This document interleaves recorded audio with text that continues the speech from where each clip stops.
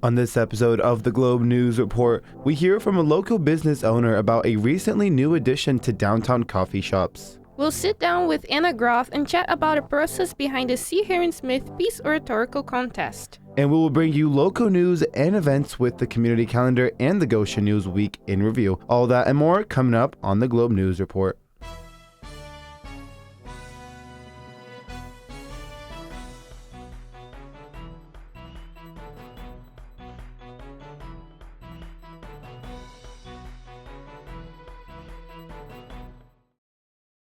Welcome inside the Globe studios for the Globe News Report. I'm Igor Sapokaya. And I'm Ana Alves. Ana, two things are happening for the first time today. One, it's your first time hosting the show. And two, it may be the first time in Globe TV history that we have a fully Brazilian crew in the studios. I'm super excited. How do you feel? I feel kind of nervous, I have to say, but definitely having familiar faces around me helps. Also, I apologize already if we slip out some Portuguese. It's out of habit. Exactly. I couldn't agree more. And now let's dive right into the news. Since the 1st of December, downtown Goshen has had a new addition to its local coffee shops. Cortado has opened its doors and it has attracted several community members. Mackenzie Miller has the story. A new cafe has entered the scene in downtown Goshen. Since the closing of Embassy Coffee last January, this downtown building has undergone renovations and is now Cortado, a coffee shop and bakery, which officially opened its doors December 1st, 2025. One of the things my husband and I have been wanting to do is just own a building downtown and do something for the community. And so that's kind of how the idea came. We love cafes. We kind of created something that we were looking for downtown. Brenneman said that they decided to make all their pastries in-house as she had been running a gluten-free bakery at the farmers market when imagining what Cortado would look like. I love recipes, cooking, anything to do with being in the kitchen, and so we decided we'd also have a bakery here. Brenneman said some of the challenges they've faced so far include maintaining a quality staff and learning the ins and outs of how to run a restaurant. My husband and I own various manufacturing businesses, but we've never owned a restaurant. You know, we're learning along the way. Although Cortado originally opened with an additional supper club, Brenneman shared that February 20th will be its last day. For people that love the cafe, the good news is we'll expand the hours of the cafe and be open a lot more. We're really looking forward to expanding our menu. We opened with a very limited menu. As we come into spring and summer, like the local food that's available here in this area is just awesome, and we look forward to like incorporating that into the dishes and salads and, you know, the homemade food that we're making here. For Globe News, I'm Mackenzie. Igor, Cortado is definitely on my list on new business downtown to visit, especially since we confirmed with inside sources that there is a 15% discount for students. Ana, it looks very promising, and I would love to use my student ID to get a discount at Cortado. We hope for a bright future ahead for this new addition downtown. Coming up after the break, we'll sit down with GROFF, the director of the C. Herrera Smith Peace Oratorical Contest, to talk about the finalists and the expectations of the year's event. Stick around, you're watching the Globe News Report.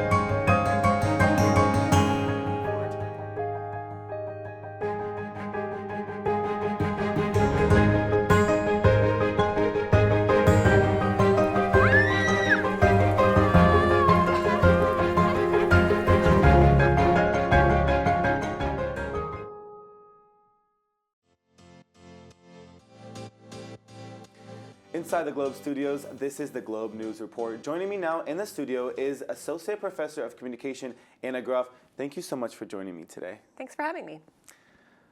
Ana, for viewers who maybe are not so familiar with the C. Herrera Smith Peace Oratorical Contest, can you give us a little bit of definition of what it is and why it's so important at times like these? Yeah, so this is a very long-running speech contest here at Goshen College. and this is my 5th year directing it. It brings together 5 students who present an 8 to 10 minute speech on an issue that's important to them related to peace and justice in our society. Yeah. The 5 finalists were announced last week after a trial process. And what do you think stood out to you about them?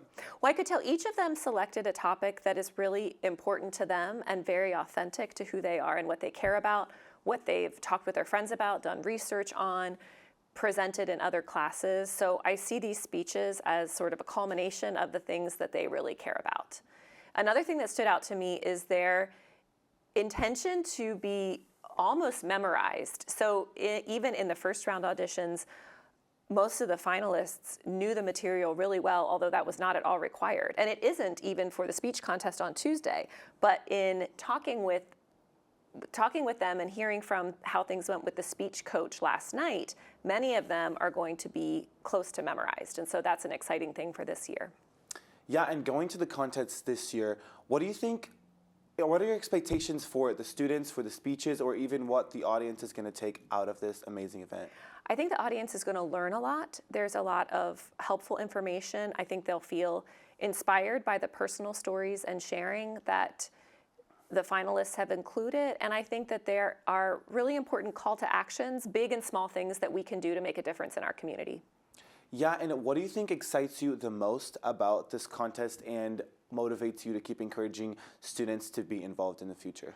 It's not just what happens that contest night in Humble, but it's all the things that lead up to that. So I've put more of an emphasis on the mentor, for example, that the students select. So they do the first round audition, they get feedback on their manuscript from myself, they practice with their friends, they name someone on campus, a faculty or staff member, actually one of them named a mentor off campus, to work with them on really polishing, practicing the speech.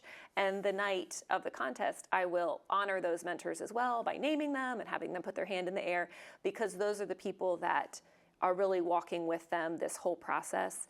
Last night, I mentioned they met with the speech coach. Joshua Weaver from Bethany Christian School came and met with them to really help them practice how they want to move around the stage, how they want to use the lectern, where they want their script to be, their gestures, their volume, as well as their content. And now they have a little less than a week to continue to polish and perfect their speeches. So it's not just that night, but it's everything that they gain up until that evening that sets them up for success in other kinds of public speaking. Yeah, it's the whole process that actually matters. And for my final question, you as the director of the contest, what do you have to say for those future students that are thinking about participating next year but aren't really sure what to do and how to prepare for such a big event? Please attend so that you can see what it's like and see the excitement in the room. Everyone gains something from this, including award money, but also the experience. But the first thing I would tell them is just to come and talk to me and talk to one of the finalists. And I'm happy to do a brainstorm session about topics. I have students who tell me, hey, I really want to participate in this. I want to compete, but I'm not sure what I want to talk about. And it's like, if you want to do it, I know everyone is passionate about something. And sometimes it just takes a conversation and sort of thinking it through with me or someone else. So I just encourage them to take that first step. Yeah, well, Anna, thank you so much for your time today. After the break, we will keep the news local with your Goshen News Week in Review and Community Calendar. Stay tuned for this Globe News Report.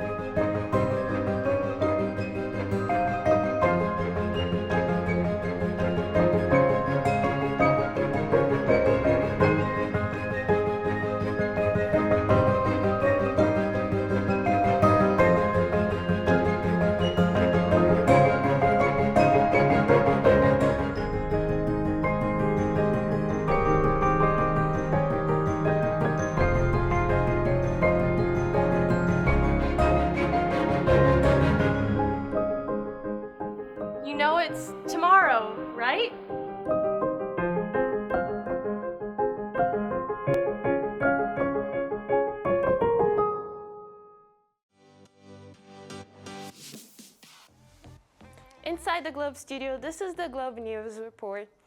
Igor, listening to Anna talk about the contest really got me excited, especially thinking about our Globe girls that will be speaking at the contest. Yeah, I would totally agree with you, Anna, and I'm sure they will deliver great speeches. Well, if just like us, you're interested in the oratorical contest, good news. It's completely open to the public and it will take place next Tuesday, the 17th in the Humboldt Center. Now it's that time of the show we give you an overview of the top headlines from this past week. Here's Isabel Massoud with the Goshen News Week in Review. Thanks, Igor. On Tuesday, Elkhar's Board of Trustees voted unanimously on a proposal made by the administration to close 5 elementary schools due to finances and low enrollment. During the meeting, parents learned that almost a third of elementary schools in the district will be shutting down amid a near financial crisis. Also on Tuesday, Goshen area students joined a nationwide day of protest against Trump administration's immigration policy. A few hundred Goshen High School, Bethany Christian Schools, and Goshen Junior High students trekked from Goshen High School to the Goshen Courthouse midday. In downtown Goshen, Assistant Police Chief Sean Turner watched the students monitoring for any concerns to or by the public. YMCA in North Central Indiana announced this week that Jacqueline Barton is the 2026 recipient of Safe Haven's Champion for Women and Children Award. Barton will be recognized at the YMCA's annual Support Our Shelter dinner and auction on May 7th at the Lerner Theater in Elkhart. This award honors an individual whose leadership, generosity, and advocacy have strengthened the lives of women and families in Elkhart County. That's going to do it for Goshen News Week in Review. Igor and Anna, back to you. Thanks to the Goshen News for providing those stories and images for this week's show. Now let's get into upcoming events in the community with your community calendar.